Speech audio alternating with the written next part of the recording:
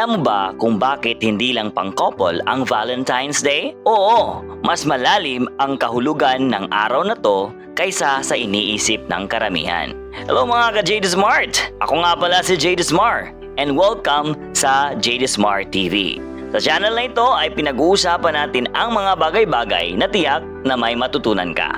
Maraming nag-aakala na ang Valentine's Day ay para lang sa mga magkasintahan or mag-asawa. Pero ang totoo, ito ay tungkol sa pagmamahal sa lahat ng aspekto sa ating buhay. Pamilya, kaibigan, at higit sa lahat, ang pagmamahal natin sa ating Diyos. Sa halip mag-focus sa romantic relationship, bakit hindi natin gamitin ang araw na ito para ipakita ang appreciation natin sa mga taong mahalaga sa atin? Maliit na bagay pero malaking impact. Pwede kang magpadala ng simpleng mensahe o sulat sa iyong pamilya o kaibigan.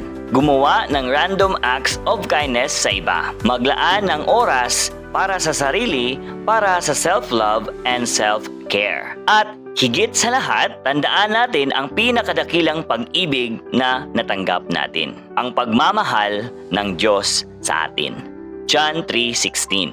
Ngayong Valentine's Day, hindi lang dapat tayo naghahanap ng pagmamahal. Maging daluyan tayo nito. Hindi kailangang maghintay ng special na tao para maramdaman ang halaga mo. Ikaw mismo ay mahalaga at may kakayahang magpahayag ng pagmamahal sa iba. Kung nagustuhan mo ang content na to, huwag kalimutan na mag-like, i-share at mag-subscribe sa JD Smart TV para sa mas marami pang life-changing na usapan. Kita-kits sa next video. Bye! God bless you!